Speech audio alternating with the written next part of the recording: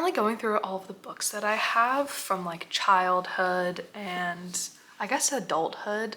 My parents are in the process of moving, and so we have been able to store our old childhood things in their house, but since they're moving out, they want all of our stuff out, which I get. I also want to get my stuff. So it's been very fun to unearth a lot of the things that I had kind of forgotten from my childhood, a lot of those being books.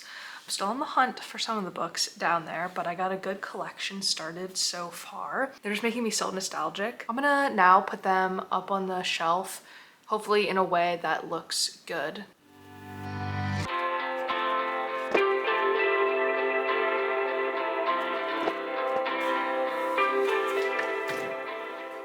I feel like it looks okay. Like, it's not the best. It obviously looks like kids' books, but I think I dressed it up with like this and then like pictures and stuff, and I'm fine with it for now. Plus I like have these old Rubik's Cubes tied in with like the older copies, so I feel like it's like childish and fun at the same time. I don't know. Once we like move, I definitely want to get like these all in their rightful sections. There's also so many more NRF books that I just haven't picked up from my parents' place that I need to, and it's just like book overload.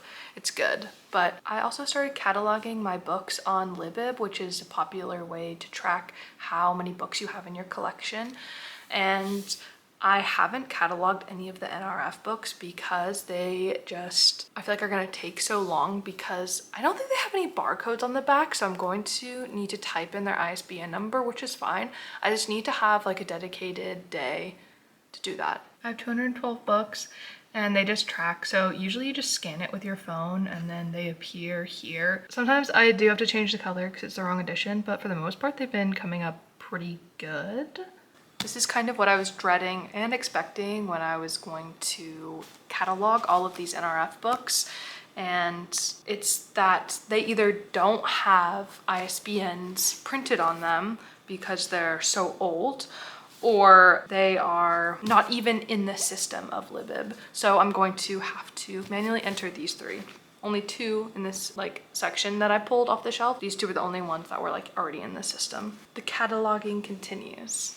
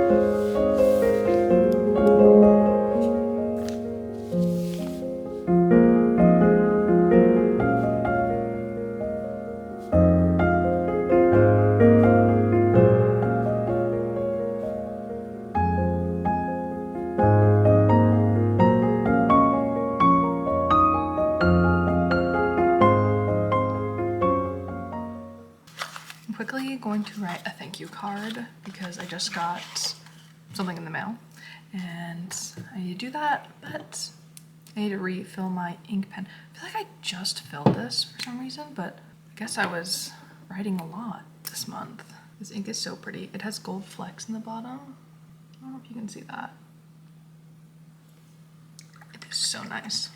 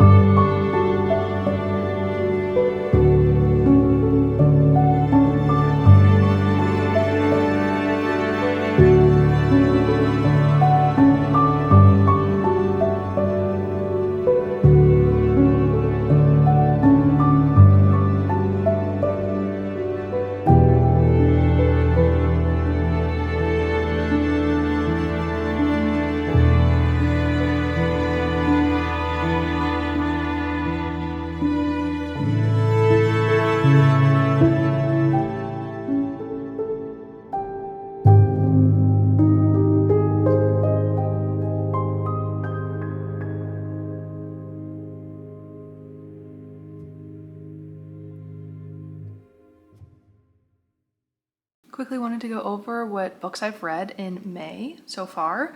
And I finished The Seven Moons of Mali Almeida, and that was really good. Really enjoyed that. That was like at the beginning of May that I read that. And then I picked up 2 books from my local library.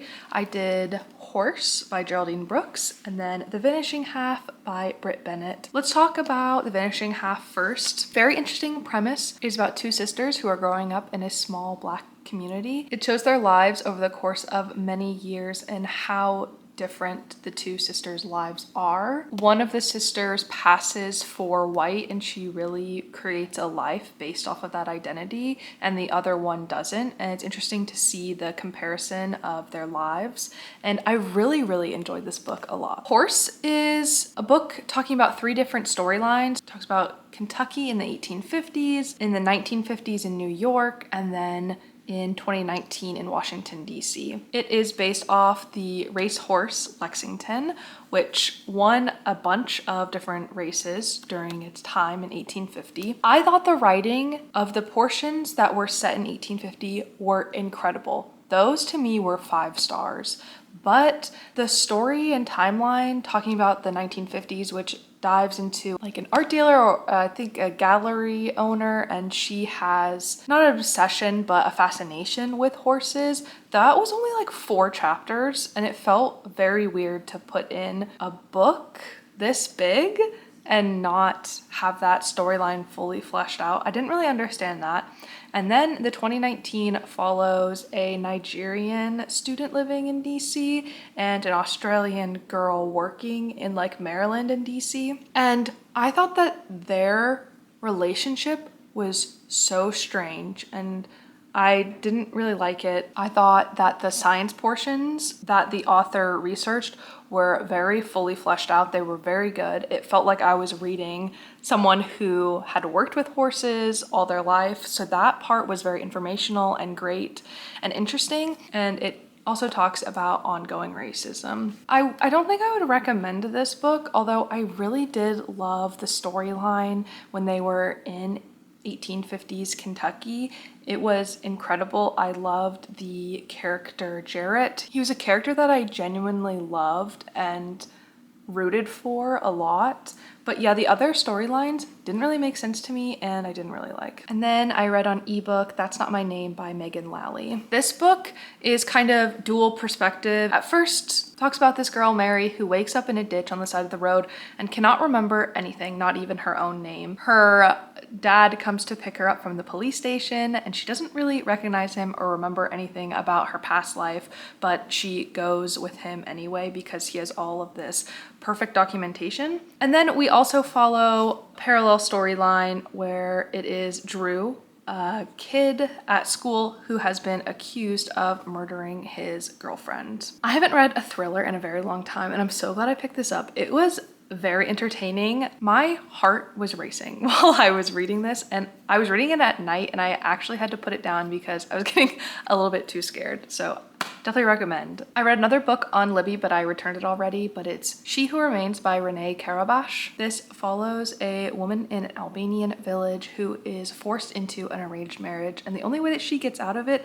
is to become a sworn virgin. This talks about gender and identity and the male patriarchy in a household. She is telling the story to a journalist and recounting all of her years from when she was in an arranged marriage to kind of, I think like 20 or 30 years later. I think this book was really good. You are dropped into it and you are lost. And I think that's the intention of it. So if you pick this one up, don't be discouraged that you don't understand everything. I feel like waiting till the end, you can see the clear picture and it is very satisfying to wait up until that point. And then my last book, I am 33% done with this book. It is The Nights Are Quiet in Tehran by Shida Bazyar. And whoa, this book is actually so good. I will say, I think it's really good to do some pre-reading research, especially if you're reading about like historical events or stuff that has happened in the past, because I knew nothing about Iran, or I guess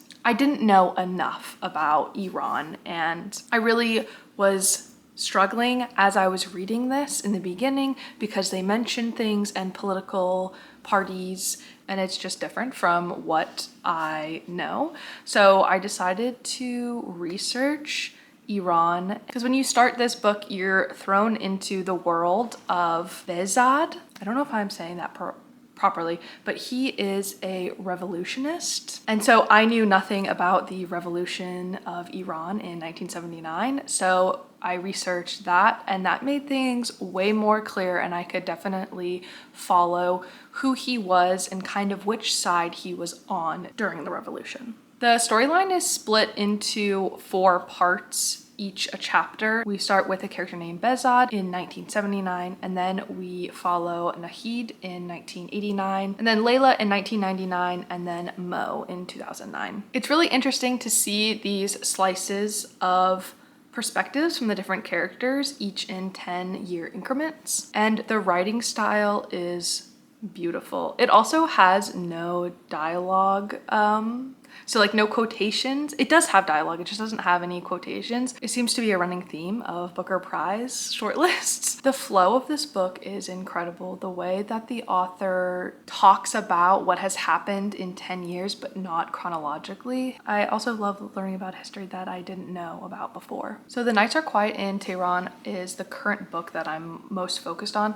but I'm also reading The Midnight Library by Matt Haig, which is fantastic. I'm really loving that too. Some other books that I have checked out that I need to like get a move on with reading is The Lilac People by Milo Todd, Tell Me One Thing by Carrie Schlotman, H is for a Hawk by Helen MacDonald, and The Extinction of Irina Ray by Jennifer Croft. I also am listening to an audiobook right now called Wretch by Eric LaRocca. So yeah, that's what I'm reading. I have the remaining Booker Prize list on hold at my library, so I'm going to prioritize those when they become available because I want to read all of the books before the Booker Prize comes out at the end of May. So fingers crossed that I can read them all and then vote myself on what I think should be the Booker Prize and then see what the judges think, because I think that may be kind of fun.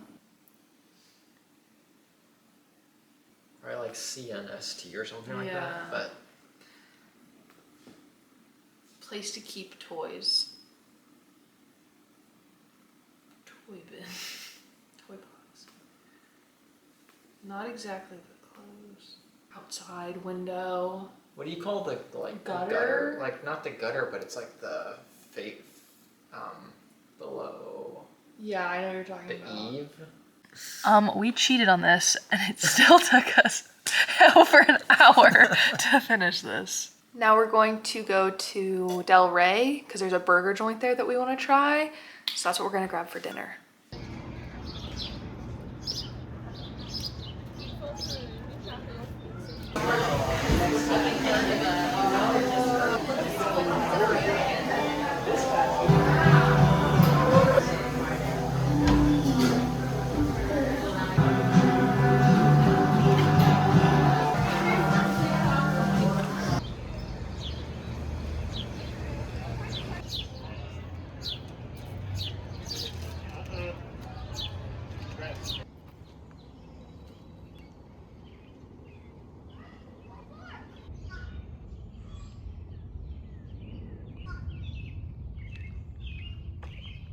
Happy Saturday. We stayed up way too late watching The Pit last night, which was great, but now we're kind of tired. So we're gonna go pick up a coffee. We're gonna explore a new part of Alexandria, which should be fun, see if there's any cool shops or other coffee places that we need to check out. And then we're also gonna go to Trader Joe's and pick up some flowers because I want a little bit more spring, summer in the apartment.